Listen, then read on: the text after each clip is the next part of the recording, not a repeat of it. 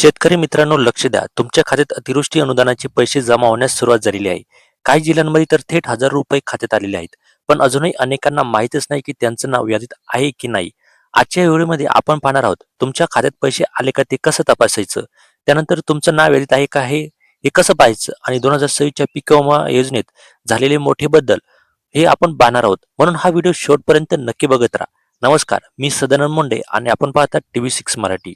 मित्रांनो, महाराष्ट्रातील शेतकरी म्हणजे निसर्गाशी सतत लढणारा बळीराजा. कधी दुष्काळ, कधी अतिवृष्टी, तर कधी अवेळी पाऊस. अशा परिस्थितीत शासनाकडून मिळणारी मदत म्हणजे मोठा आधार इथे ठरत असतो. आणि सध्या एक मोठी अपडेट आता आपल्या समोर आली आहे. अतिवृष्टीमुळे नुकसान झालेल्या शेतकऱ्यांच्या खात्यात अनुदानाचे पैसे जमा होण्यास सुरुवात झालेली आहे. काही जिल्ह्यांमध्ये पैसे आलेले आहेत आणि उर्वरित जिल्ह्यांमध्ये प्रक्रिया ही सुरू आहे. आता किती पैसे येणार नेमके? सरकारकडून जाहीर केलेल्या अनुदानानुसार जिरायती जमीनसाठी 13,600 रुपये प्रति हेक्टरी पैसे भेटणार आहे. त्यानंतर बागायतीसाठी 27,000 प्रति हेक्टरी आणि फळबागसाठी 36,000 प्रति हेक्टरी पैसे भेटणार आहे. हे पैसे थेट शेतकऱ्यांच्या खात्यात DBT द्वारे हे पैसे जमा होणार आहे. आता कोणत्या जिल्ह्यांना याचा फायदा होणार आहे?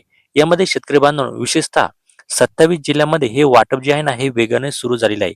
यामध्ये मराठवाडा आहे, विदर्भ आहे, पश्चिम महाराष्ट्र आणि उत्तर महाराष्ट्र या सगळ्या जिल्ह्यांमध्ये पैसे जमा होणार आहेत. सगळ्यात पहिले मराठवाड्यातील जिल्हे तर म्हणाल तर लातूर आहे, बीड आहे, जालना, परभणी या 4 जिल्ह्यांमध्ये मराठवाड्यातील सर्वप्रथम इथे पैसे वाटप सुरू झालेलं आहे. त्यानंतर विदर्भामधील नागपूर, यवतमाळ आणि अमरावती, पश्चिम महाराष्ट्रामधील पुणे, सोलापूर, सांगली, उत्तर महाराष्ट्रामधील नाशिक आणि जळगाव. त्यानंतर आता 2026 पीक विमा योजनेमध्ये जे आहे ना हे मोठे बदल झालेले आहेत. आता पाहूया 2025-26 पीक विमा योजनेतील महत्वाचे बदल. पहिले 1 रुपयात विमा योजना काही प्रमाणात इथे बंद झालेला आहे. आता 1.5% ते 5% प्रीमियम लागू झालेला आहे. त्यानंतर डिजिटल प्रोसेस सुद्धा इथे अनिवार्य करण्यात आलेली आहे.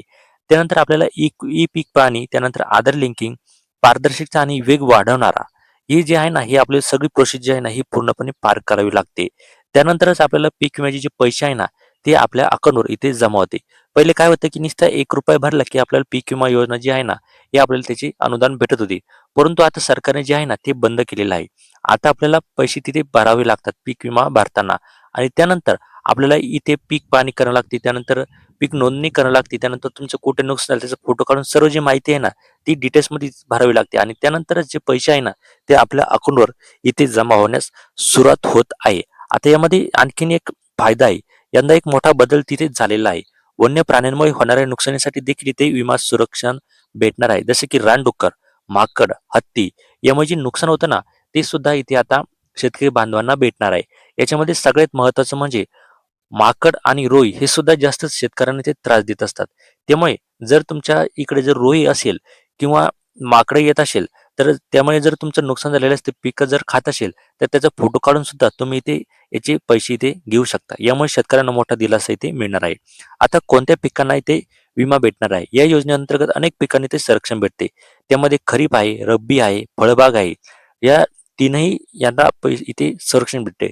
खरीप मध्ये म्हणाल तर सोयाबीन असेल, कपाशी असेल, मका असेल, तूर असेल, भात असेल या पिकांना इथे विमा सुरक्षा भेटते. त्यानंतर रब्बीमधील गहू, हरभरा, सूर्यफूल. फळपिके म्हणसाल तर द्राक्ष, डाळिंब, संत्री, मोसंबी. आता जिल्ह्यानुसार यादी बदलू शकते. बघा आता जिल्ह्यानुसार यादी तरी इथे बनलेलीच आहे. परंतु या यादीमध्ये थोडासा बदल सुद्धा इथे होऊ शकतो. हे सुद्धा इथे लक्षात घेणे इथे महत्वाचं आहे. आता सर्वात महत्वाचा प्रश्न म्हणजे तुमच्या खात्यात पैसे आले का? तुमचं नाव यादीत आहे का? हे तपासण्यासाठी तुम्हाला पुढील काही स्टेप इथे फॉलो कराव्या लागणार आहे. त्या स्टेप जर तुम्ही फॉलो केल्या तरच तुम्हाला जे पैसे आहे ना ते इथे भेटणार आहे. जर तुम्हाला स्टेप पाहिजेत असेल तर तुम्ही मला कमेंटमध्ये नक्की कळवा होय म्हणून. मी तुम्हाला त्या स्टेप जे आहे ना कशा तुम्हाला चेक करायचे ते नक्की पुढच्या व्हिडिओमध्ये इथे सांगणार आहे. जर तुम्हाला अशीच सरकारी योजनांची अपडेट्स हवी असतील तर व्हिडिओला लाईक करा, चॅनलला सबस्क्राईब करून घ्या जेणेकरून पुढचा येणारा व्हिडिओ तो लगेच तुमच्यापर्यंत पोहोचेल. तर चला भेटूया एका पुढच्या नव्या व्हिडिओमध्ये. तोपर्यंत धन्यवाद.